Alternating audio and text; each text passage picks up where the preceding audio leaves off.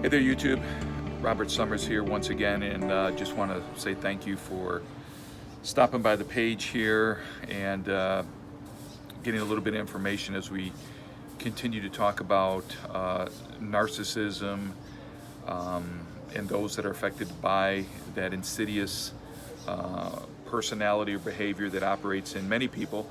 Doesn't necessarily mean that they're full-blown narcissists, but they may have narcissistic tendencies or a narcissistic characteristics about themselves, and that's going to affect you. That's going to affect you in your relationship with a person. That could be just somebody you're talking to, a friend, somebody that you're dating, courting, or it could be somebody that you're married to. It could be family members. It could be a lot of different things. Coworkers, what have you, church members, other people in the church, what have you. So again, we want to talk about that today, and we're going to talk about codependency and really kind of one of the reasons why codependents find themselves in a relationship with someone that either is a narcissist or has those characteristics.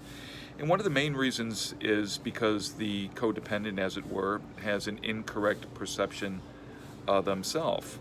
The question becomes, what do you see when you look inside yourself? That's something that we all have to ask.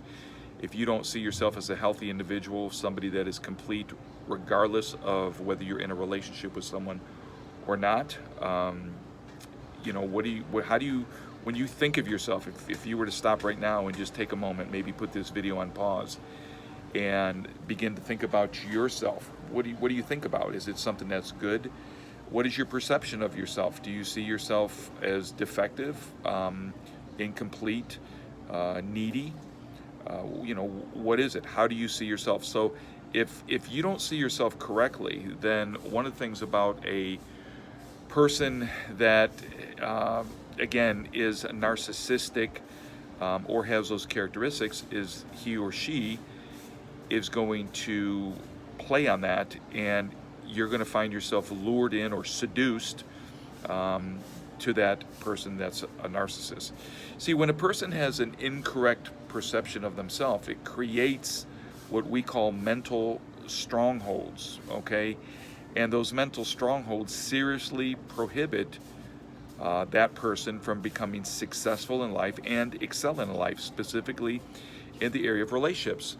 Essentially, they can't have a healthy relationship because although the narcissist or that person that's controlling, manipulative, dominating, or intimidating, they're going to do what they do, the fact is that if you have an incorrect perception of yourself, you're going to find yourself lured in to those relationships almost in a needy mode where you have to have that. And although that may be a different person, you may disconnect from that person, you may separate yourself from that person, you may go no contact with that person. If you don't deal with that inner view of yourself or that perception of yourself, you're probably going to find yourself engaged again in a relationship that has those narcissistic characteristics.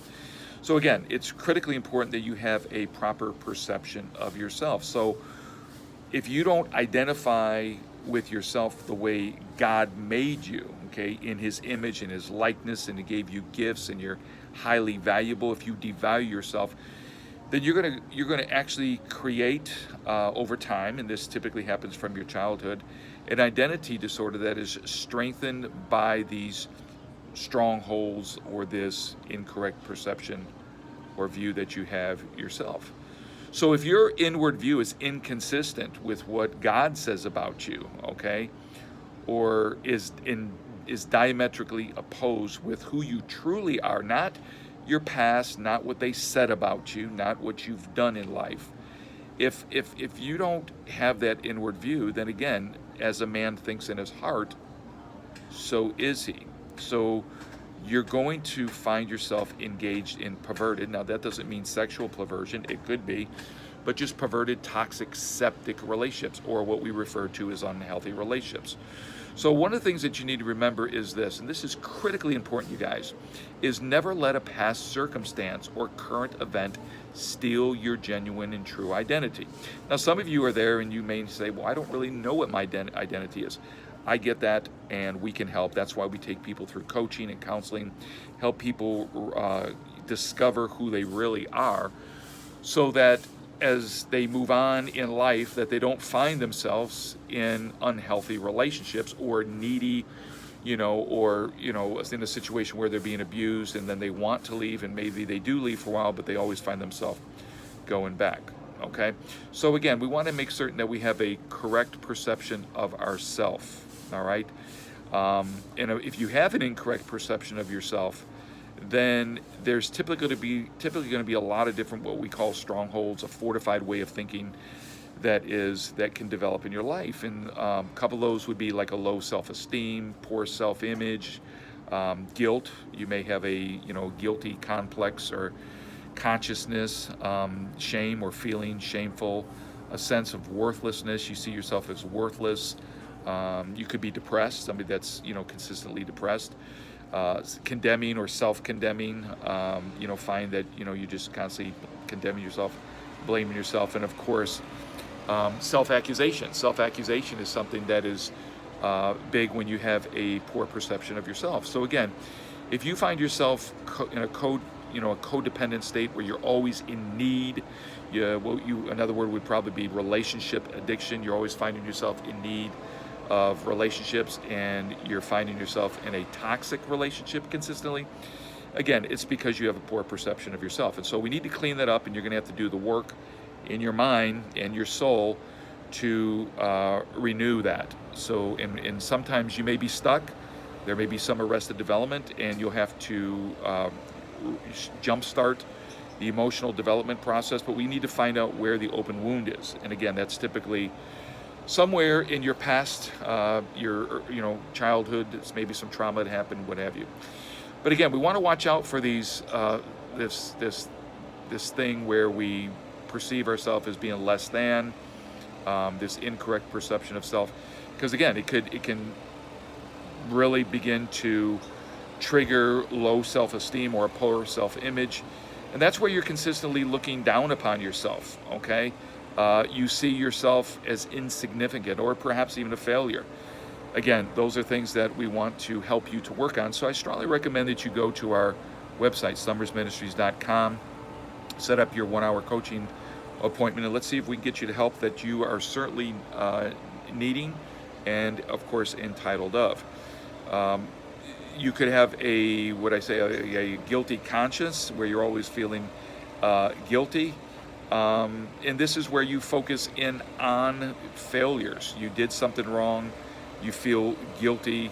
The danger of that is if that goes unchecked, you can find yourself in a, where you feel shameful. Apologize for I don't know what that is.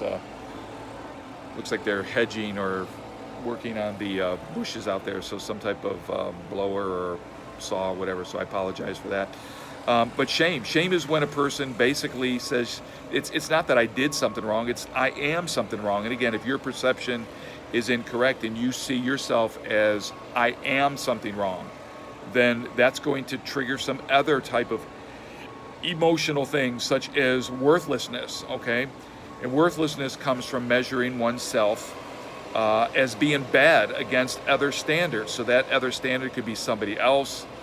It could be your friends. In other words, you just don't measure up. And you've always been told in your life that you don't measure up. So the standard's way up here, you see yourself as down there. You begin to devalue yourself because of the wrong perception of self. Another trigger that can be activated would be depression. Okay, you feel bad, you feel hopeless, you feel sad. And a lot of times this happens because there's just a lack of focus in your life because of all the trauma, all the hurt, all the pain, all the shame, all the neglect, the abandonment, whatever has happened. Your perception of yourself is, you're in a hopeless state. That can certainly trigger depression. Depression can trigger other things, addictions, more relationship addiction, being codependent, always needy of somebody, constantly going into toxic and septic relationships. You may find yourself fatigued, always tired, no energy at all, difficulty concentrating, can't make the right decisions, don't know what decisions to make, and so on. And then, of course, self-condemnation or condemning oneself.